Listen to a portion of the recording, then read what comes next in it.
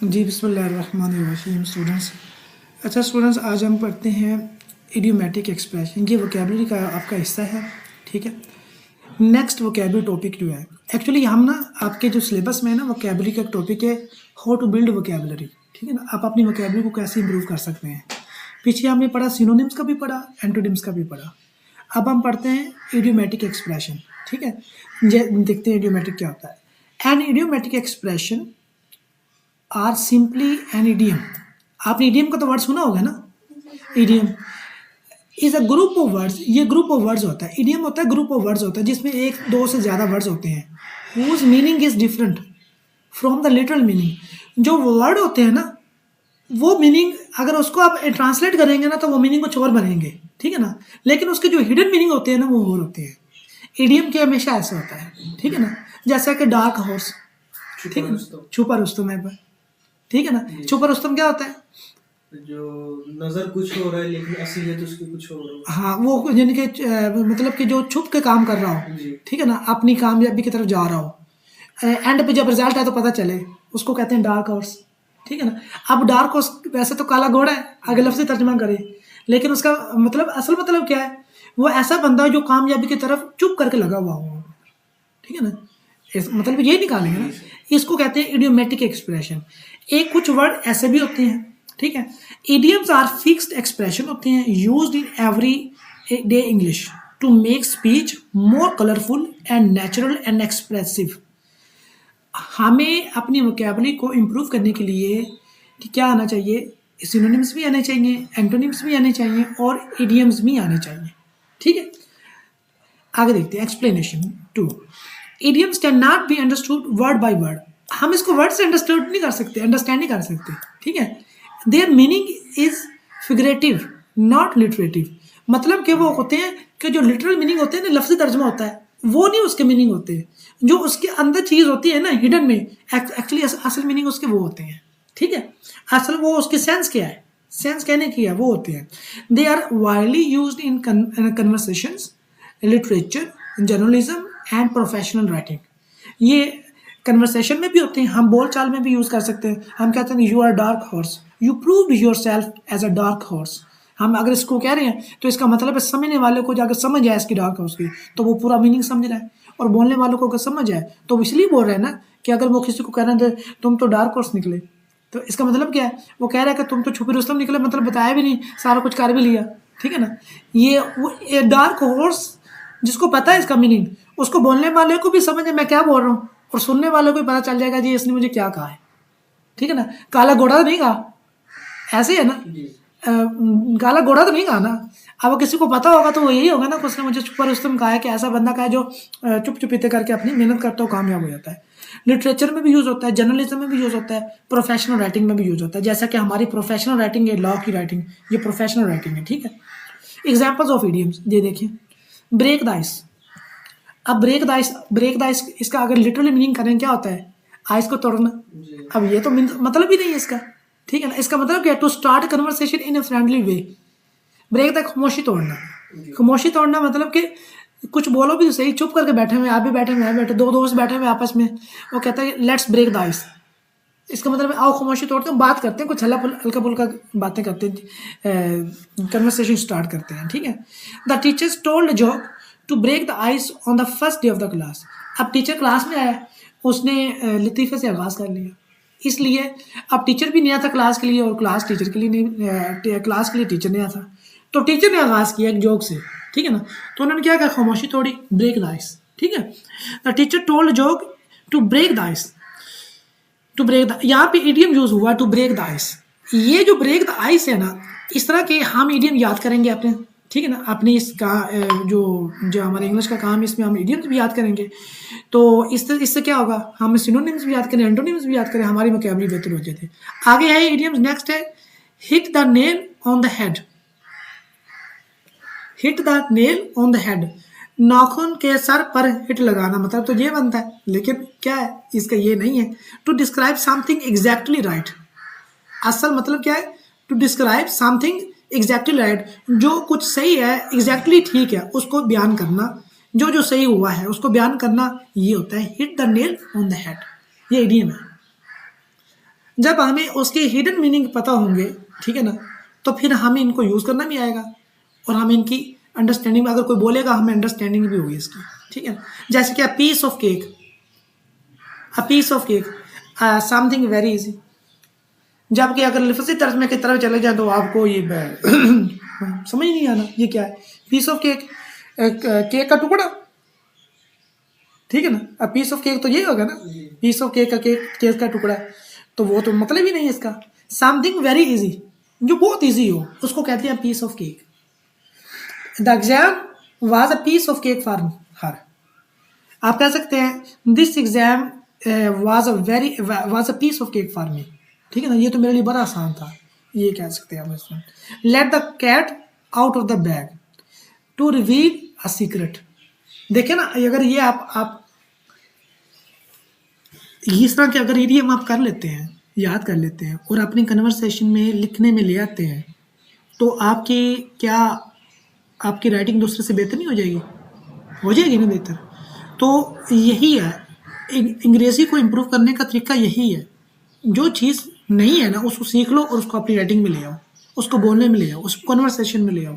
आपकी हम कहते हैं ना कि यार वो बड़ी थोड़ी-सी मुश्किल भी बोलता है, इडियम्स भी बोल लेता है, सिनोनिम्स को नए-नए वर्ड्स भी आते हैं और कन्वर्सेशन में बड़ी फ्लुएंटली बोलता है, सारी कर लेता है। वो क्यों करता है? वो अपनी रखता है, आदत में रखता है चीज़ों को।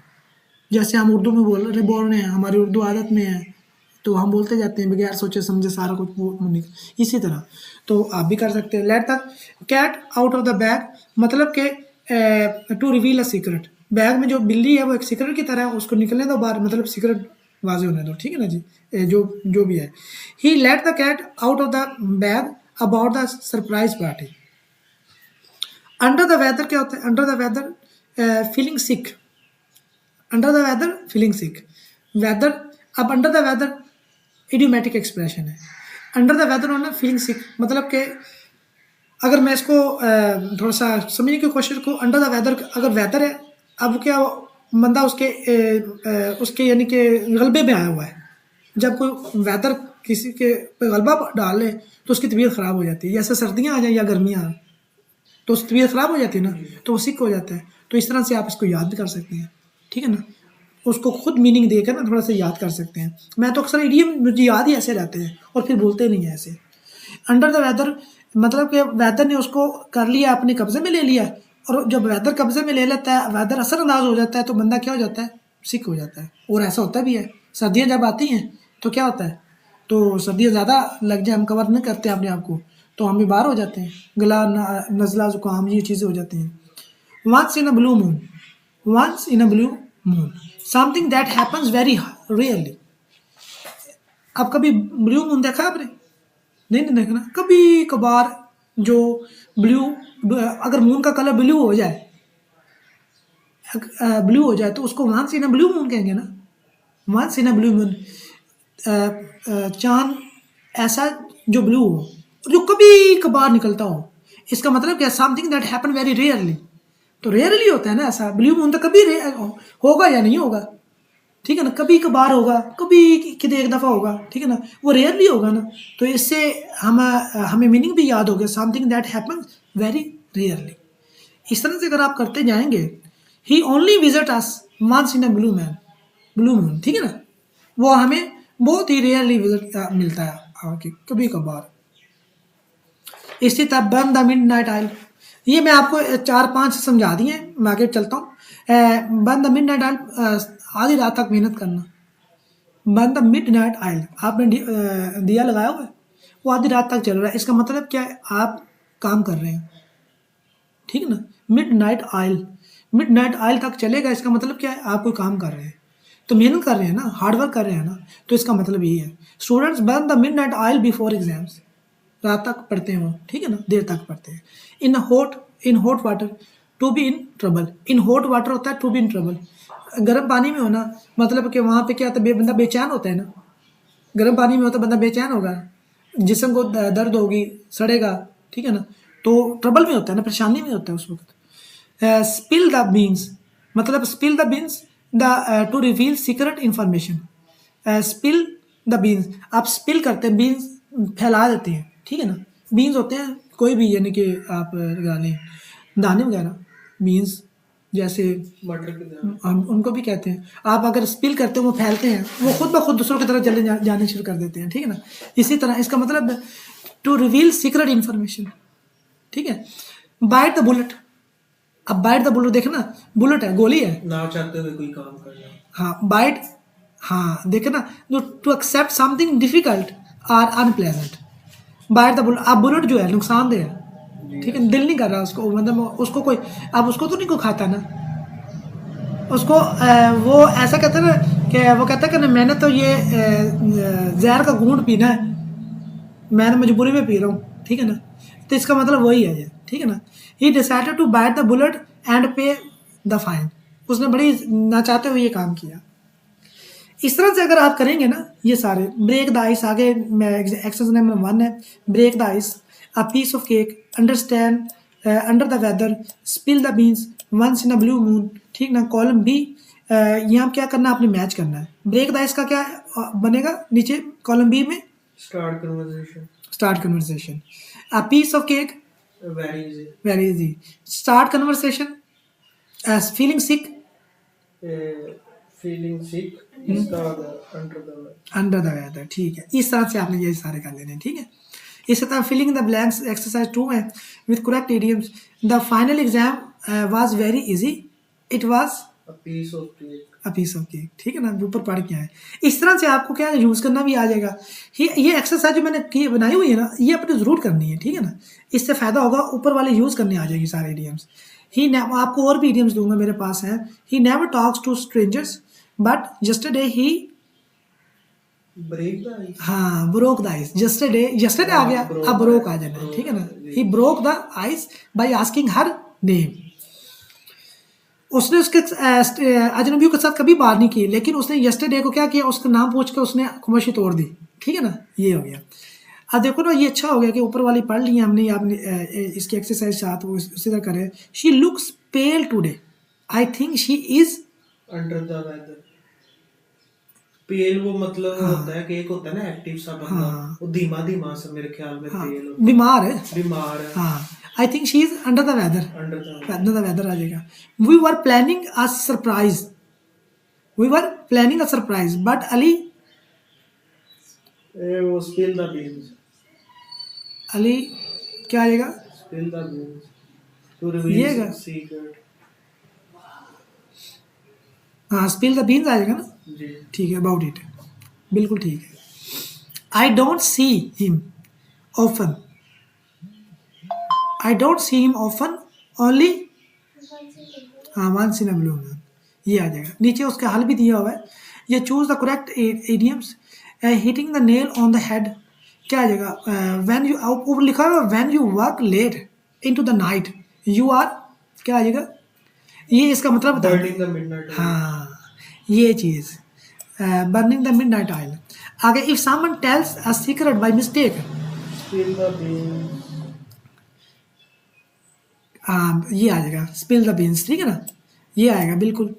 आगे something that happens very rarely is once in a blue moon, जी आ जाएगा, ठीक है।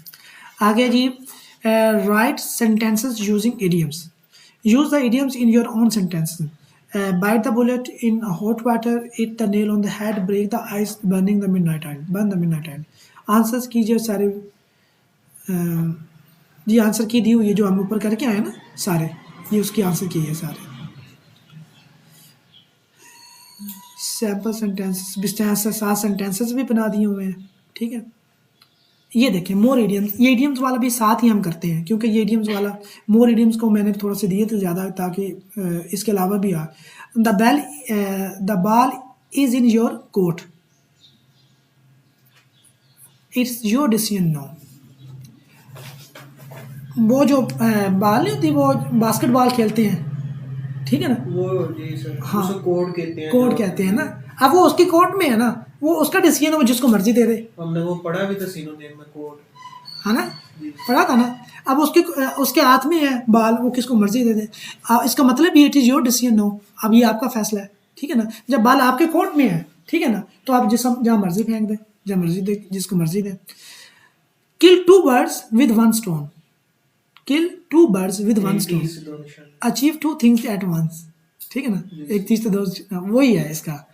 ये आप याद करेंगे तो आपको मजा देगा, अदरवाइज पढ़ के भूल जाना, इसको कोई फायदा नहीं है।